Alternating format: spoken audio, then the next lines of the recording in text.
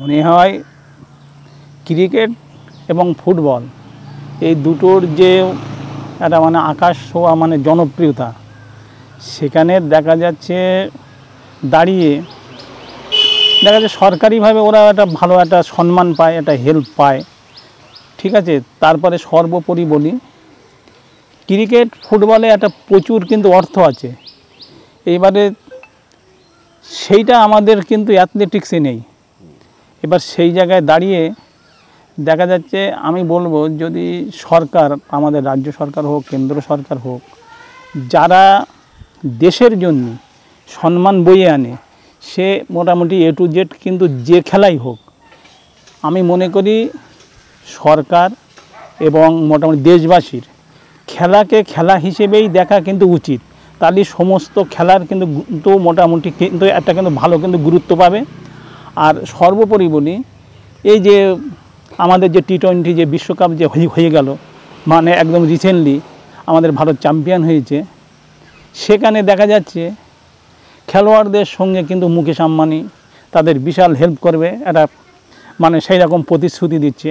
কিন্তু আমি বলবো এই মুকেশ আম্বানির মতো যারা শিল্পপতি আছে আমাদের দেশে, তারা যদি সেখানে ক্রিকেট ফুটবলের যে প্লেয়ারদের যে স্পন্সরটা দেয়, এখানে যদি এই আমাদের অ্যাথলেটিক্সের স্পন্সর যদি ঠিক মতন দিত এবং তারা যদি সেই খেলাকে যদি মানে খেলা হিসেবেই নিত, তাহলে আমার মনে হয় অ্যাথলেটিক্স এত মানে যে আমাদের যে জনপ্রিয়তা মানে কিছুটা আমরা পিছিয়ে আছি, সেই পিছিয়ে আমরা থাকতাম না যদি এইটা যদি একটু মোটামুটি শিল্পপতিরা এবং যারা আপনারা সাংবাদিক বন্ধু আছেন, গ্রামেগঞ্জে যে সমস্ত ছেলেমেয়েরা অ্যাথলেটিক্স বলেন, কবাডি বলেন, আদার ফুটবল বলেন, হ্যান্ডবল বলেন, মোটামুটি এই গেমে যারা দেখা যাচ্ছে জাতীয় দলে চান্স পাচ্ছে, জাতীয় চ্যাম্পিয়ন হচ্ছে, আন্তর্জাতিক স্তরে ভালো রেজাল্ট করছে, এদের দিকে শিল্পপতি যদি সহযোগিতার হাত বাড়ায় এবং আপনারা যারা সাংবাদিক বন্ধু আছেন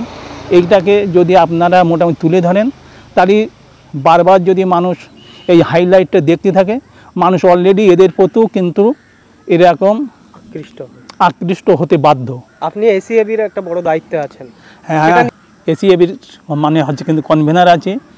আমাদের এসিএবি হচ্ছে এমন একটা সংগঠন, ভারতবর্ষে এত বড় সংগঠন এবং মানুষের কথা ভাবে, মানে পিছিয়ে পড়া মানুষদের কথা, যে সমস্ত ছেলেপিলেরা গ্রামগঞ্জে, এই যেমন মোটামুটি মগরাহাটে আমরা একটা আদিবাসী এলাকা একদম হচ্ছে, সেখানে কিন্তু আদিবাসী তারা ওখানে একটা মোটামুটি মিট করবে, সেটা মানে আমাদের হচ্ছে এসিএবির কাছে হেল্প চেয়েছে, আমরা সর্বসম্মতভাবে ওদের পাশে দাঁড়াইছি, আমরা হেল্প করছি।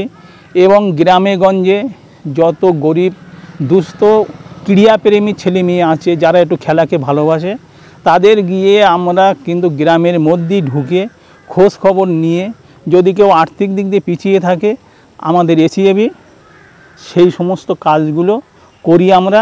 আমাদের স্বপ্ন হচ্ছে আগামী দিন আমরা ভারতবর্ষকে একটা বিশ্বের মধ্যে একটা শ্রেষ্ঠ জায়গায় আমরা দেখতে চাই, বিশেষ করে ক্রীড়া খাতে, ক্রীড়াতে আমরা একটা ভারতবর্ষের একটা টপ মোস্ট জায়গায় মোটামুটি দেখতে চাই। এই স্বপ্ন আমাদের এসিএবি সামনে রেখে এই কাজগুলো করে চলেছে।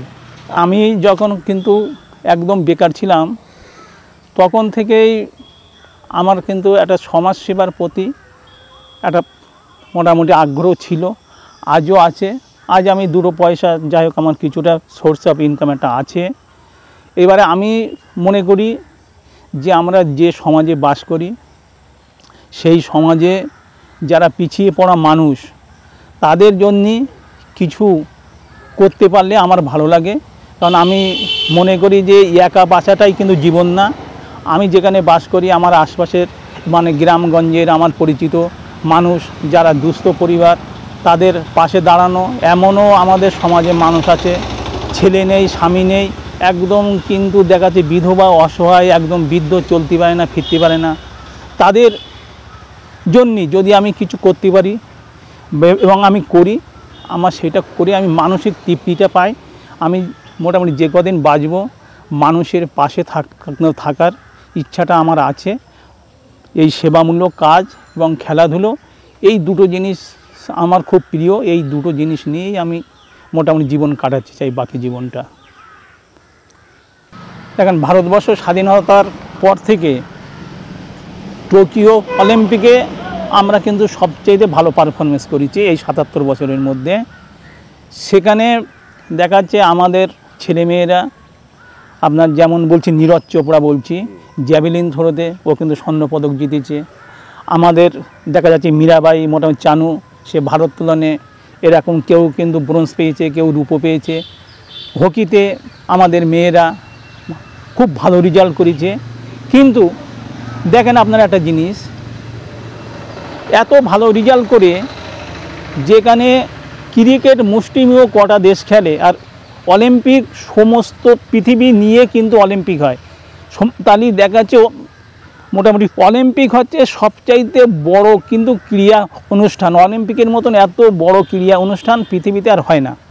কিন্তু সেইখানে যারা পদক জেতে তারা তুলনামূলকভাবে ক্রিকেটের যে জনপ্রিয়তা আমাদের ইন্ডিয়াতে তুলনামূলকভাবে এই জনপ্রিয়তা কিন্তু তারা কিন্তু পায়নি। আজকে কিন্তু নীরজ চোপড়া মতন, বন্দনাদের মতন মেয়ে, দেখা যাচ্ছে মীরাবাই, চানু, এরা যারা দেশের জন্য পদক নিয়েছে, এরকম সারা পৃথিবীর মোটামুটি একদম কিন্তু জয় করি। তাহলে আজকে এখানে যদি ক্রিকেটের মতন ওদের সব সময় লাগাতার যদি এরকম হাইলাইটটা হতো, মানুষ যদি ওদের বেশি বেশি করে সব সময় মোটামুটি দেখতো, বড় বড় কোম্পানিরা, শিল্পপতিরা যদি ওদের দিকে সহযোগিতার হাত বাড়াই দিত, তা সেইটা দেখে আজকে যদি আমরা খবরের কাগজের এই সমস্ত বিভিন্ন নেটে যদি দেখি, আজকে মোটামুটি নীরজ চোপড়ার জন্যে আমাদের প্রধানমন্ত্রী এই করেছে, অমুক শিল্পপতি এই করেছে, মোটামুটি নতুন প্রজন্ম এই সমস্ত খবর দেখে শুনে তারা কিন্তু ইন্টারেস্ট হবে। কিন্তু আজকে দেখা যাচ্ছে আমি একজন মোটামুটি অ্যাথলিট, আমি ইসমাইল সর্দার, আমি কিন্তু জাতীয় চ্যাম্পিয়ন, আমি আন্তর্জাতিক মিটেও মোটামুটি করেছি, এরকম খেলেছি। তারপর আমি দেখা যাচ্ছে আমাদের মোটামুটি ইন্ডিয়া টিমের টিম ম্যানেজার হয়েও কিন্তু আমি কিন্তু 22 সালে বাংলাদেশ সফর করেছি। তাই এইরকম দেখা যাচ্ছে আমরা যারা আছি, আমাদের দিকে যদি সহযোগিতার হাত বাড়ায়, যদি মানুষ আমাদেরকে উৎসাহ দেয়, তাহলে দেখা যাচ্ছে আমরা বেশি বেশি আরও কিন্তু সেই কাজে আরও মানে হচ্ছে মনোনিবেশ করতে পারবো। কিন্তু এইখানে আমি আপনাদের বলি, সাংবাদিক বন্ধুদের, আপনারা একটু এই ধরনের মোটামুটি গেমগুলো, এই ধরনের ছেলে মেয়ে যারা জাতীয় আন্তর্জাতিক স্তরে ভালো রেজাল্ট করছে, আপনারা একটু এদেরগুলো একটু কিন্তু বেশি করে এদের দিকেই একটুখানি হাইলাইটটা করবেন। এইটুকুই। আপনার নাম? আমার নাম হচ্ছে ইসমাইল সর্দার, এসিএবির কনভেনার, এবং আমি ইন্টারন্যাশনাল লেভেলের অ্যাথলিট। Thank you.